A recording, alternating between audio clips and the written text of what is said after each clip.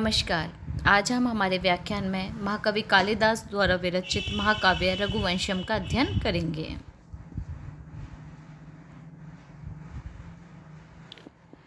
रघुवंशम यह महाकवि कालिदास का महत्तम एवं अंतिम महाकाव्य के रूप में जाना जाता है। पाश्चात्य विद्वान कीथ ने इसे उनकी प्रौढ़ प्रतिभा का प्रसून माना है। रघुवंश संस्कृत महाकाव्यों का मुकुटमणि है।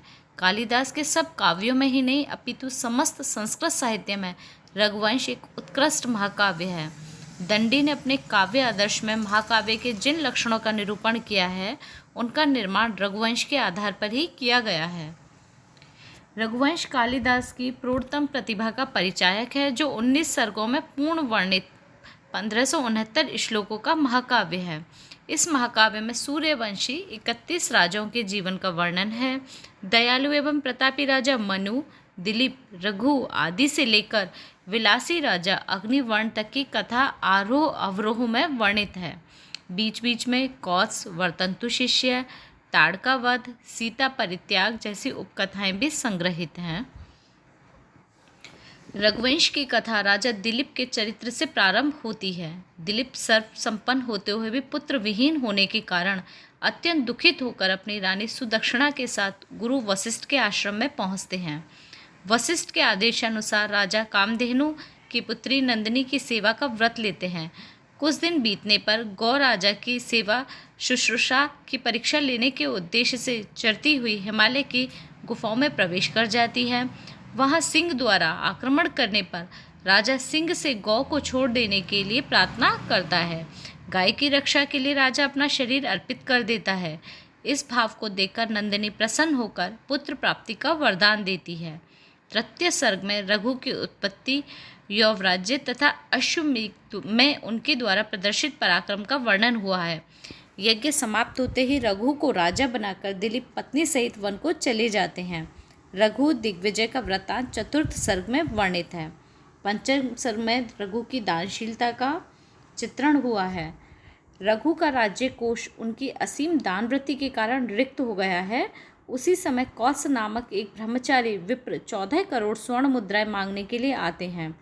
धनपति कुबेर आक्रमण के भय से कोष में धन वृष्टि कर देता है तथा वह धन कौत्स को दे दिया जाता है। वह ऋषि पुत्र प्राप्ति का वरदान देकर वापस चले जाते हैं।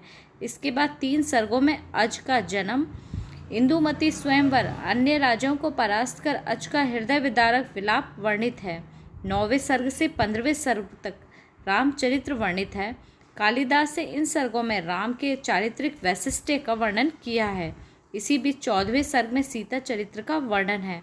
राम द्वारा परित्यक्ता, गर्भवती जनक नंदिनी के प्रणय संदेश में जो आत्मगौरव, जो विवशता, दैन्य तथा स्नेह पूंजीभूत है, वह पतिव्रता नारी के चरित्र का चरमोत्कर्ष है। 16वें सर्ग में नाटकीय तत्वों का सुंदर आभास मिलता है। रात्रि काल में कुश के शयन कक्ष में अयोध्या देवी का आगमन और उसके द्वारा कथित अयोध्या का दुखद वर्णन अत्यंत ही हृदय स्पर्शी है। इसी में कुश के जल विहार का सजीव चित्रण उपलब्ध होता है। कुश के पुत्र अतिथि का चरित्र 17वें सर्ग में वर्णित किया गया है तथा 18वें सर्ग में कवि ने 21 राजाओं का उल्लेख किया है, जिनमें अंतिम राजा सुदर्शन की उत्तम शासन व्यवस्था का वर्णन ही प्रधान है। अंतिम 19वें सर्ग में सुदर्शन के पुत्र अग्निवर्ण की कामुकता, विलासिता एवं दुखद मृत्यु का भावुक चित्रण हुआ है।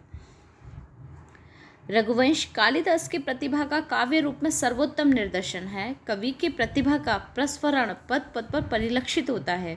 एक ओर भावों का सौंदर्य है तो दूसरी ओर कलात्मकता का चमत्कार। एक ओर भाषा में प्रसाद और माधुर्य है तो दूसरी ओर अलंकारों की अनुपम छटा। एक ओर वाच्यार्थ की मुख्यता है तो दूसरी ओर व्यंग्यार्थ का अपूर्व संयोजन। इसमें श्रृंगार, वीर, करुण तथा शांत चारों रसों का सम्यक प्रयोग हुआ है।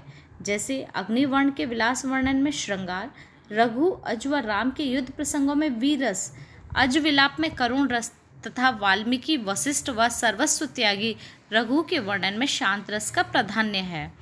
कवि ने जहाँ संभोग श्रृंगार का सुखद रसास्वादन कराया है, वहीं विप्रलभ श्रृंगार की मार्मिक अनुभूति कराई है। एक ओर बाह्य प्रकृति का विशद वर्णन है तो दूसरी ओर अंतः प्रकृति का तात्विक विश्लेषण है। एक ओर राजा का आदर्श और उसकी प्रजा वत्सलता है तो दूसरी ओर प्रजा की राजभक्ति। इस प्रकार रघुवंश विविध विरोधी गुणों का समन्वय है। रघुवंश की कथानक का मूल स्रोत रामायण है, लेकिन रघुवंश की कथा वाल्मीकि रामायण की अपेक्षा पद्म पुराण के अधिक समीप है। कालिदास एवं उनकी रचनाओं के काल के संबंध में विद्वान एक मत नहीं हैं, परंतु अधिकांश विद्वान इस बात से सहमत हैं कि कालिदास चतुर्थ शताब्दी में हुए थे। अतः ईस्वी पूर्व 150 से 475 ईस्वी के बीच कालिदास का समय निर्धारित किया जा सकता है। आइए अब हम रघुवंश को एक दृष्टि में देखते हैं। प्रणेता महाकवि कालिदास, उपाधि दीपशिखा कालिदास। प्रणेता का स्थिति काल ईस्वी पूर्व प्रथम शताब्दी से चतुर्थ शताब्दी ईस्वी के बीच। प्रणेता का जन्म स्थान चमोली जनपद के अंतर्गत मंदाकिनी के पार्श्ववर्ती सिद्धपीठ काली मठ के सन्निकट ग्राम कविल्ठा। यह मत लगभग 2 दशक से उभर कर आ रहा है। प्रणेता का घरेलू नाम बंदरू, चंचलता के कारण कालिदास को बंदरू भी कहा जाता था।